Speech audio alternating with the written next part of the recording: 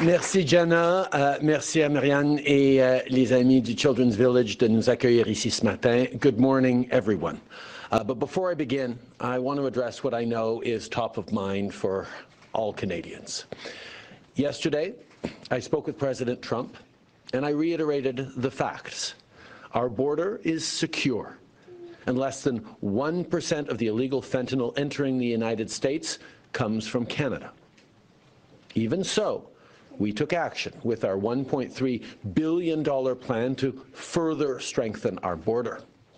I also stressed that the tariffs the U.S. administration chose to impose will hurt American workers and businesses, and that, as our shared history has proven, we should work together instead to tackle today's challenges rather than fighting one another. Canada's ministers, officials, and I will continue to engage with our American counterparts. Our goal remains to get these tariffs, all tariffs, removed. In the meantime, we'll be taking action to support Canadians through the tough times ahead. You can count on leadership right across the country, municipalities, provinces, and indeed, your federal government. But mostly, you can continue to count on each other. Canadians have been there for each other, for small businesses, for local producers, for friends. Canadians will pull together and continue to pull together with deep, deep pride in country as all of us stand together to defend Canada. En même temps de faire le nécessaire pour protéger nos travailleurs et nos entreprises, on continue notre travail pour rendre la vie plus abordable pour les familles canadiennes et notre classe moyenne. Et c'est ce qui nous rassemble ici aujourd'hui. Merci de vous joindre à Myriam, Jenna, Yasser et moi pour une annonce qui est un peu un retour aux sources pour moi. Aider la classe moyenne et les familles qui en font partie, c'était au cœur des raisons pour lesquelles je me suis présenté pour servir les Canadiens en 2015.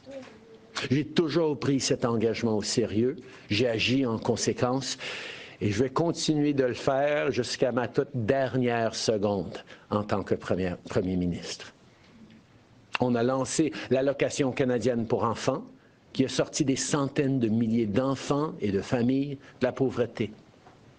Les enfants étaient une des priorités dans notre régime canadien de soins dentaires et ces enfants étaient parmi les premiers à y avoir accès. On a créé notre programme national d'alimentation scolaire qui, en plus d'aider les enfants à mieux réussir à l'école et à grandir en meilleure santé, va permettre aux parents d'économiser des centaines de dollars par année. Et on a aussi lancé notre programme pan-canadien pour les garderies, grâce auquel on est rassemblés ici aujourd'hui. Now, since 2015, my focus, our focus, has been on stepping up for Canadian families and the middle class. We've done it with middle-class tax cuts, with the Canada Child Benefit that has lifted hundreds of thousands of kids out of poverty, the school food program, dental care, and child care. Child care being the reason we're gathered here today. For decades in this country, people have been talking about creating a national child care system. And to be fair, sometimes governments got close, but it just never got done. Then in 2020, the pandemic showed everyone what many parents, advocates, and smart economists already knew. Childcare is not a luxury, it's a necessity. It's not just a nice-to-have social program, it's a foundational building block of a strong economy. So we worked like hell with provinces, territories, and providers, drawing on the successful experience of 25 years in Quebec to make it a reality right across the country. And it wasn't a moment too soon. In recent years, our program supported families through a cost of living crisis, and it even helped avoid a recession. Families were able to save thousands of dollars on childcare, just as global inflation and interest rates jacked up their mortgages and squeezed their family budgets hard.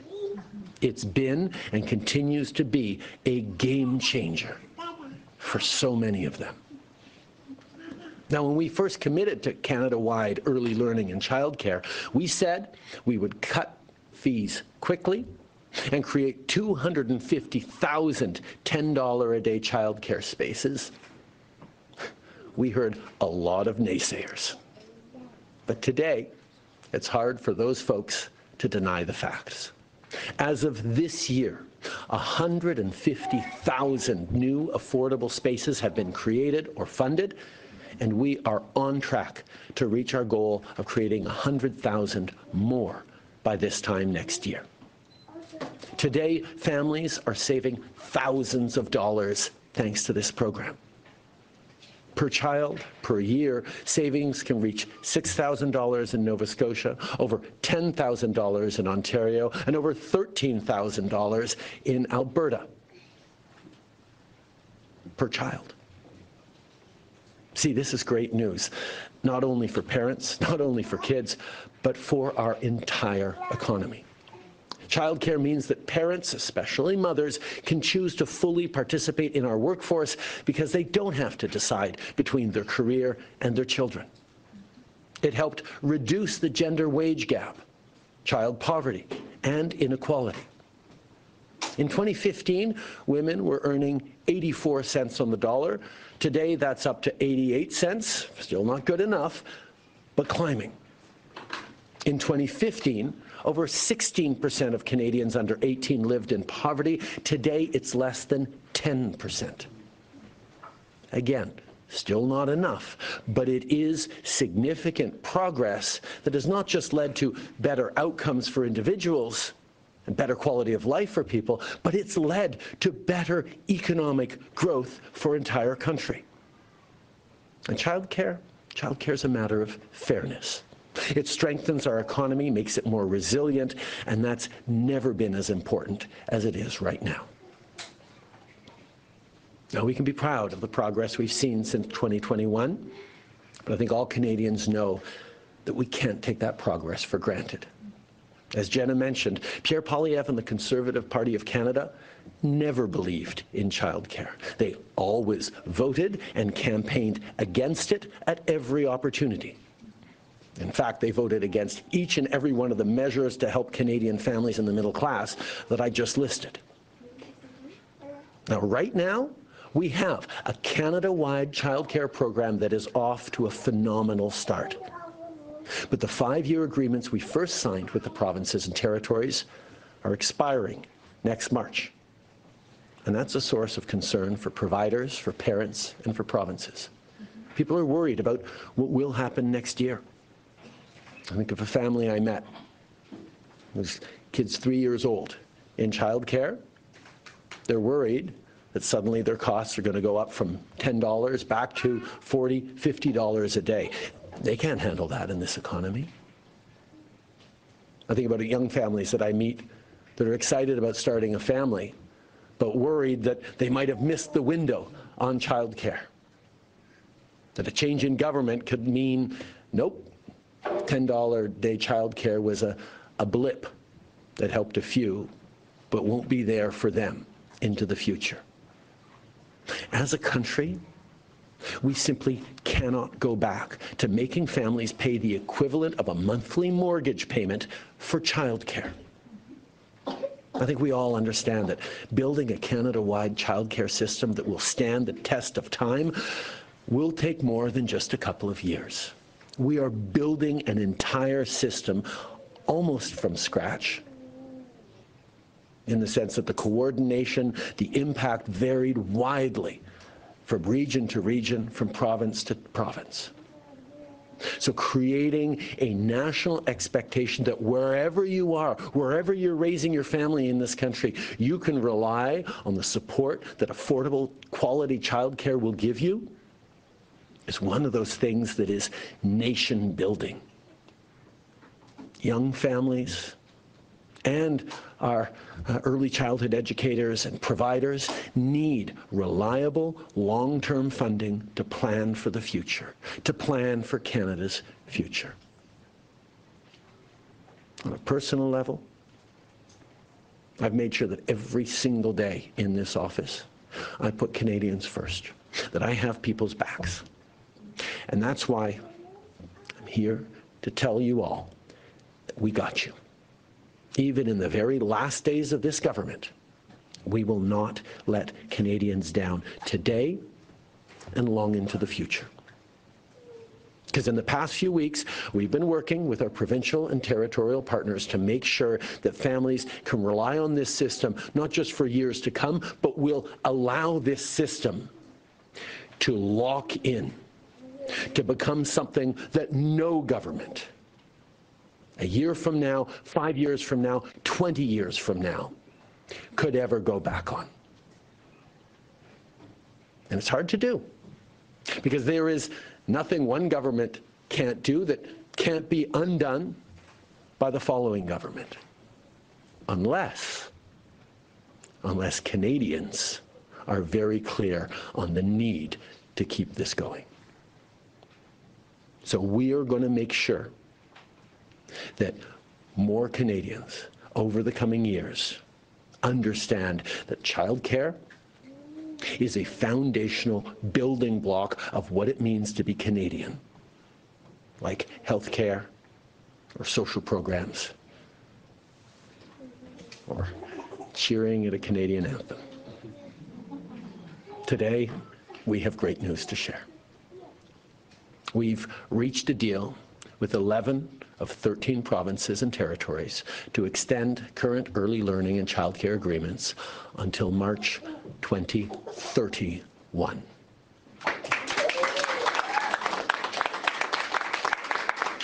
And not only are we extending current agreements, we're also increasing the funding that these agreements provide by 3% per year to help provinces and territories deal with costs that we know will rise over the coming years.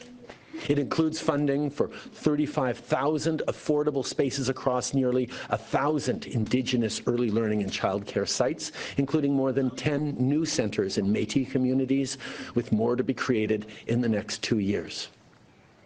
And on childcare, we're also stepping up directly in federal jurisdiction by making sure that military families have the childcare supports they need.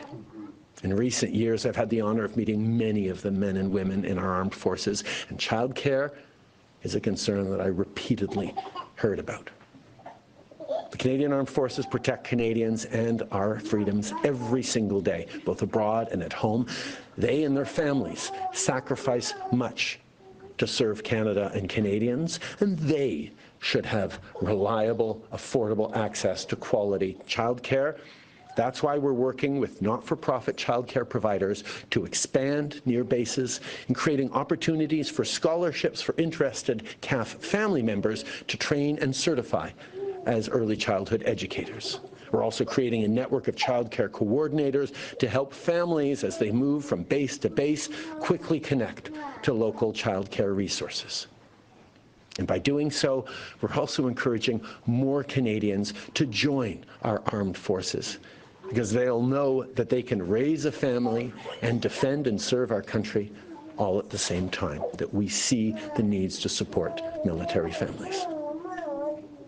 Now, your federal Liberal government got it done, but Liberal, Progressive, Conservative, and NDP provincial governments are all a part of today's agreement, and that is great. That is as it must be.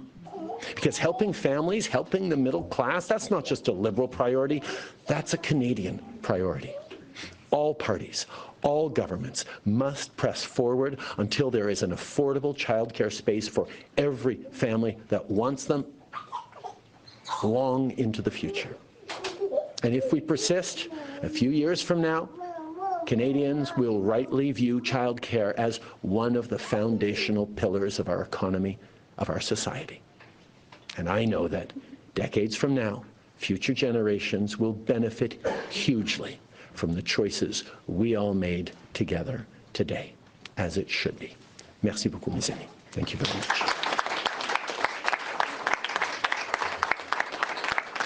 Thank you very much, Prime Minister. We will now begin the question period. One question, one follow-up. First question goes to David Aiken, Global News. Good morning, Prime Minister. Good morning, Gavin. I'd like to hear more about that phone call with the President yesterday. I wonder if you can describe the tone, the tenor, the scope. I understand some profanity emerged in that call. Maybe you can explain the context in which that happened. Can you give us some color on that phone? I can confirm that it was a colorful call, and it was also a very substantive call. We talked about a range of issues, of course, primarily the trade war that they have chosen to unjustly launch on Canada, but there is also a recognition that our two countries are deeply interwoven, not just in our economy, but in our people-to-people ties and our history. And we should be able to continue to do big things together as we have over many years in the past, first and foremost by negotiating and signing an extraordinarily successful USMCA CUSMA deal. But that there's more to do, and we committed to continue to work together constructively. Okay. Les appels avec Donald sont toujours intéressantes. Celle-ci était colorée, mais aussi constructive. On a parlé évidemment de la guerre commerciale qu'ils ont lancée de façon absolument injustifiée contre le Canada. Mais on s'est engagé à continuer de travailler ensemble pour essayer de trouver des façons de créer des avantages et des bénéfices et des opportunités pour les citoyens, les travailleurs des deux côtés de notre frontière, et les conversations continuent. I want to maybe come back to that again. Certainly someone on the other side thought it important enough to note that profanity, that it was a heated exchange, to tell a reporter at the Wall Street Journal, and we're in the business, we know these things don't get out there by accident. There was a purpose, I assume, that the American side had. So can we get a sense of where did it become heated? Is it he doesn't accept the facts of the case? Tell us what's going on here. I'm not going to get into it in details, but there were different sections of the conversation in which different approaches and tones. But I've been having conversations and working with Donald for over 8 years now, and a lot of it is rolling with it. A lot of it is figuring out how to move forward constructively despite certain unpredictabilities that often come in, and remembering to stay steady no matter what. And that is the approach I've always taken: a firmness around standing up for Canadians, but an understanding that we can and should be working together to create benefits on both sides of the border, because that's how we benefit the most. Our two countries do best when we're working together, and that is what I will continue to advocate for. Next question. Good morning, Prime Minister. Ashley Burke, CBC News. After that call with the President yesterday, do you have any sense of what he's doing and if these tariffs can be dropped? We are actively engaged in ongoing conversations about trying to make sure that these tariffs don't overly harm, certainly in the short term, certain sectors or indeed a vast range of Canadian and American workers. I'm not going to get into it too much because there are ongoing conversations and we don't yet have anything to officially announce. But I will say the focus we have right now is on reducing the impacts of the tariffs. I can confirm that we will continue to be in a trade war that was launched by the United States for the foreseeable future. So Canadians should continue to buy Canadian, continue to stand up for each other, but we are trying to reduce the areas and the impact that these tariffs that the Americans are bringing in will have on Canadian workers. But Canada will continue to stand firm and unequivocal that as long as there are tariffs on us from the United States that are completely unjustified, we will be responding strongly. but there is more to say as these conversations continue. Do you think they can be dropped? And then also when it comes to this announcement today, how important is it to you that these bigger programs that you've designed stay in place after you leave? First of all, our priority is to continue to work very, very hard every day to get these tariffs to be dropped. There should be no tariffs between Canada and the United States, not just because we have a free trade agreement that says there should be no tariffs between us, but because it is good for the Canadian economy and the American economy. It is good for Americans and Canadians for us to be working together on big things, particularly in an uncertain world. So the goal is get these tariffs off. Now, the Americans are continuing to look at different steps, including the early April marker of larger commercial and trade reflections, not just with Canada, but with the world. And that is very much something that we are working towards as well. But our focus is on ending this trade war, and until we do, we will continue to stay strong for Canadians, and Canadians will continue to stay strong with each other. In regards to this announcement today, so much of what I've focused on over the past number of years has been focused on longer-term impacts. And perhaps it's the example of having heard all my life about a small handful of things that my father was able to do as Prime Minister that continue to have an impact in people's lives today, 30, 40, 50 years later. I think of the Charter of Rights and Freedoms. I think of Official Bilingualism and Official Languages Act. I think of multiculturalism and a few other things that really shaped Canada. So even as we were doing things to make an impact in the immediate, to help Canadians, to drop their childcare fees to $10 a day, for example, to step up on dental care, to deliver a Canada Child benefit that has had a huge impact from coast to coast to coast over the past decade. The thinking has always been not just how does this do well right now and help us in a short term politically or have a political impact short term, but how does this change Canada for the better in resilient ways long into the future? Having $10 a day childcare right across the country for decades and generations to come will have an impact, yes, on immediate affordability for families, but think of the kids that were able to go to quality early learning and child care and get that best start when they show up in grade 1. That impact will carry them through their lives, particularly as more and more studies have shown that those crucial early years shape a young person and eventually an adult's life.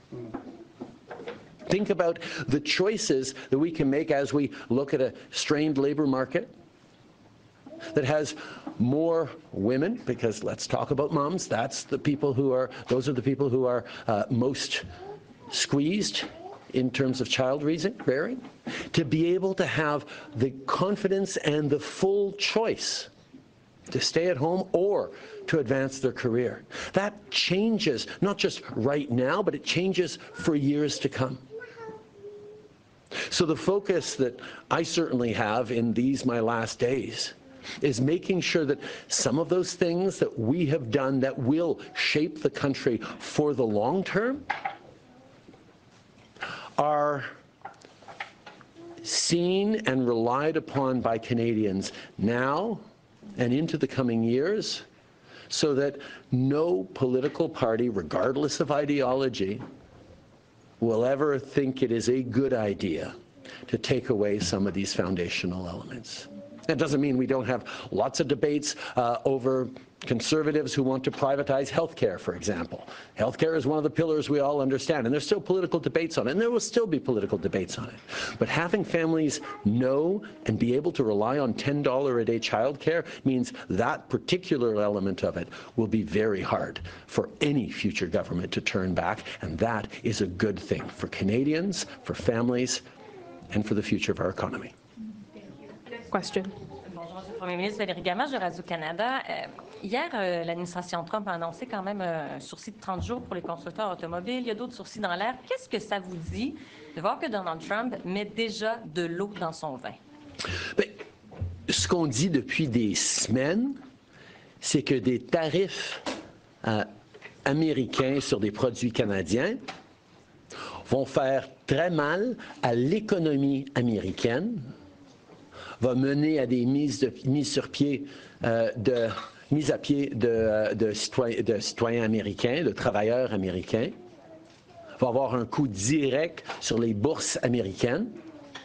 Et on est en train de voir que tout ça est réel. On le dit depuis le début, on ne peut pas mettre des tarifs sur le Canada sans sentir des impacts extrêmement négatifs sur l'économie américaine. Et je pense que l'administration américaine, même s'ils aiment beaucoup les tarifs, reconnaissent que des tarifs sur l'industrie automobile ou sur d'autres industries vont faire très mal aux Américains et donc sont en train de regarder s'ils peuvent mettre un certain délai là-dessus ou sur certains impacts pour plus les aligner avec le 1er avril ou début avril où il y a une autre réflexion sur les tarifs globales. Et outre la levée complète des tarifs, est-ce qu'il y a un scénario où le Canada pourrait décider de reporter la deuxième vague de tarifs? On est en train d'avoir des discussions concrètes à ce niveau-là, mais comme j'ai dit, nous n'enlèverons pas les tarifs canadiens en réponse aux Américains tant que les tarifs américains demeurent en place. There are obviously conversations ongoing right now with the U.S. administration, but as I've said a number of times, we will not be backing down from our response tariffs until such a time as the unjustified American tariffs on Canadian goods are lifted. Michael Thurl, CTV News. After this USMA signing, everyone called it a win-win-win. When you consider what Donald Trump is going for here, or no, sorry, how he sees negotiations, what do you think he's going for here then? You know, this is something that I've reflected on a fair bit because the USMCA, the CUSMA in Canada, was a win-win. And we've seen a win-win-win for Mexico as well. We've seen over the past years, since we signed this landmark modernized trade agreement that Donald Trump led on, the jobs have been created, economies have grown, we've strengthened our North American competitiveness faced with challenges from around the world. It has been really good for all three of our countries. We do see, however, that President Trump's approach has consistently been America first.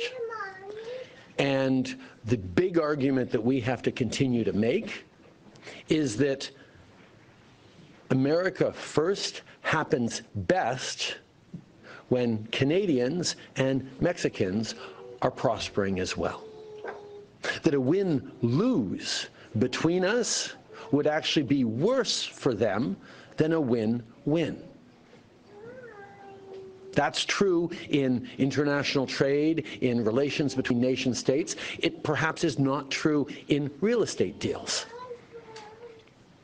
That a win-lose is probably better for someone who is experienced in business deals than a win-win. But when it comes to countries, win-wins are actually the best outcomes. And that is an argument that we've continued to make many times and that I've personally made many times with the President. And there is no better example of that than the extraordinary success we have created, Canadians and Americans together, in the most successful economic partnership in the history of the world. Je pense qu'il y a une réflexion que la renégociation de l'ALENA qu'on a faite ensemble il y a 6 ans est sans aucun doute gagnant-gagnant. Gagnant avec le Mexique aussi parce que les 3 pays ont vu de la croissance économique, de la création d'emplois, des bénéfices réels et tangibles sur la croissance économique et sur la compétitivité avec un monde de plus en plus incertain et plein de défis pour nos entreprises, pour nos travailleurs, pour nos citoyens, pour notre pays. Et entre les pays, la meilleure chose pour n'importe quel pays, c'est effectivement gagnant-gagnant avec le voisin. Un accord gagnant-perdant entre deux pays n'est pas aussi bon, même pour le gagnant, qu'un gagnant-gagnant.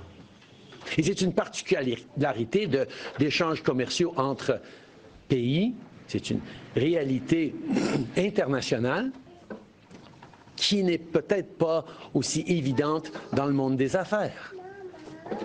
Alors, ça fait plusieurs années que les conversations avec nos amis américains sont ancrées dans le fait que le meilleur gagnant pour les États-Unis, c'est quelque chose qui est aussi gagnant et pour le Canada et pour le Mexique, qui va nous permettre d'être plus résilients et compétitifs face à des enjeux économiques à travers le monde.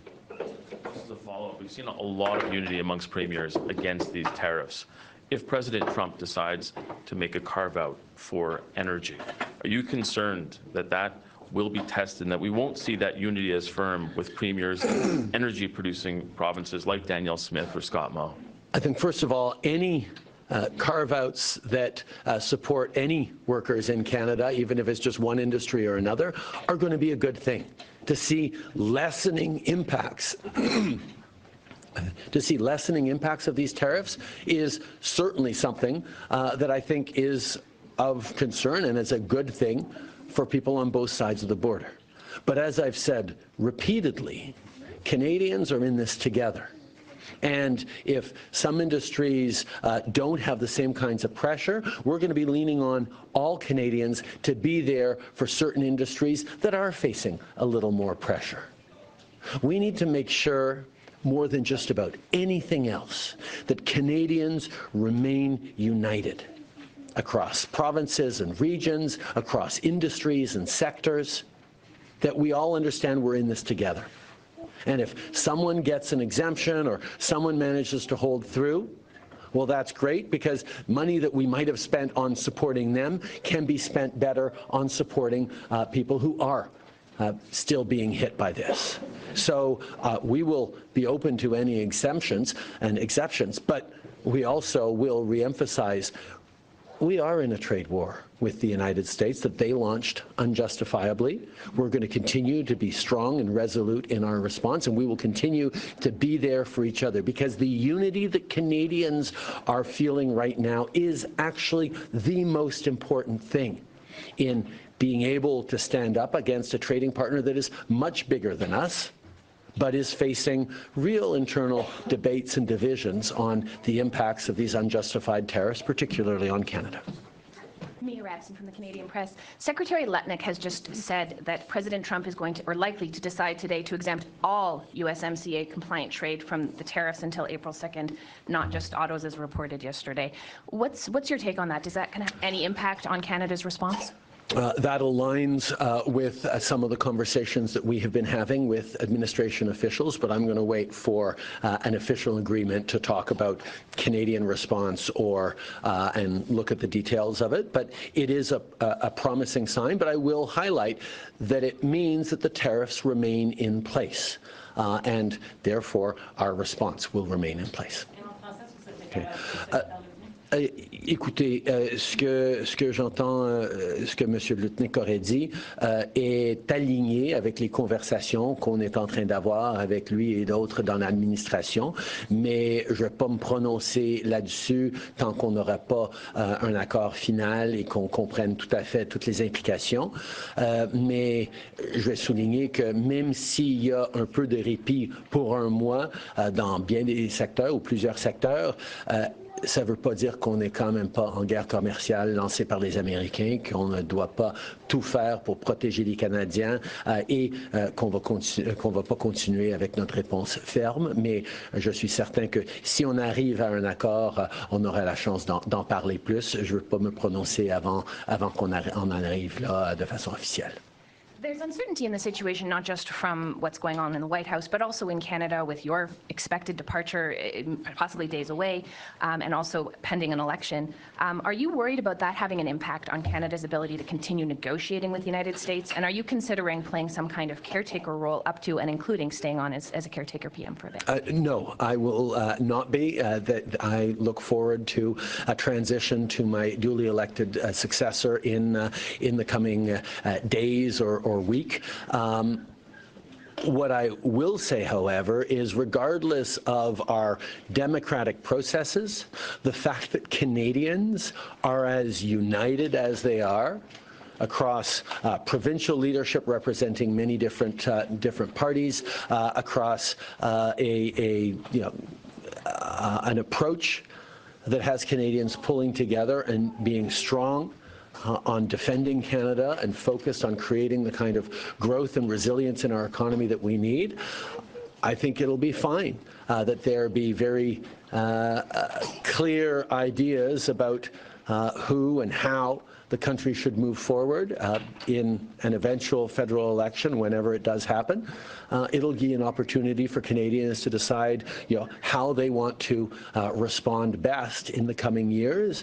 And the unity of Canadians, even if there are political debates going on, the unity of Canadians is the single most powerful tool we have in our negotiations, in our engagement, in our standing up against these unjustified tariffs. Thank you, Prime Minister. This will be the last question. Tonda McCharles, Toronto Star. Prime Minister, to yesterday's call and your offer to Trump that you would hold off the bigger package of counter tariffs Canada is planning if he allows more exemptions, more carve-outs. I'm wondering why you would compromise in that fashion, given what you've just described as a larger looming threat on April 2nd for the reciprocal tariffs. And we have up to 300% tariffs on U.S. dairy products in some cases. So how are you going to effectively push back against him if you're prepared to offer a big compromise like that? I understand how much the media loves to speculate given on this, that thing that they've heard. We're in negotiations right now. When I have an announcement to make about how we're going to move forward, we will make it.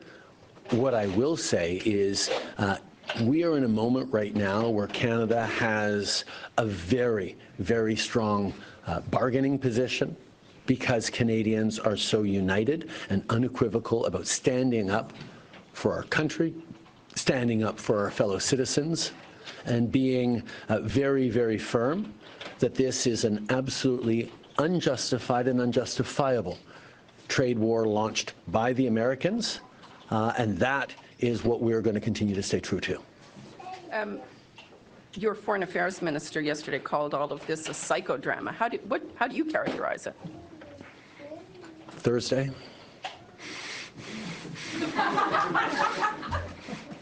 I've had 10 years of Donald Trump won, historic, once-in-a-century pandemic, inflation crises, war in Ukraine as Russia returns to war in Europe, as the Middle East is facing extraordinarily difficult situations.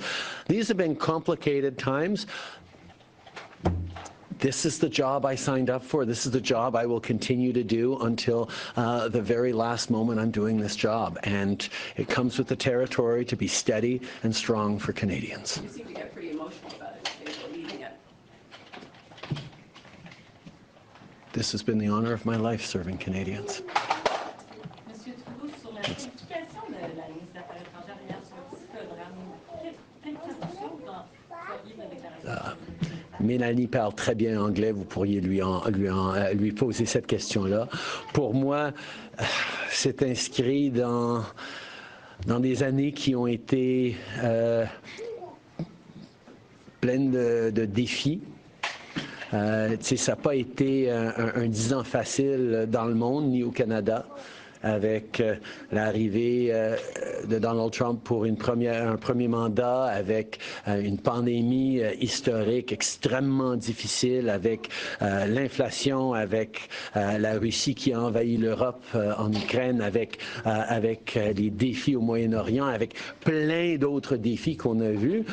Ça a été des années mouvementées, mais de rester ferme et ancré dans les valeurs canadiennes et le service aux Canadiens pour le court terme et le long terme, ça a toujours été ma façon de fonctionner. Thank you very much, Prime Minister. That Merci tout concludes le monde. today's press conference. Thank you so much.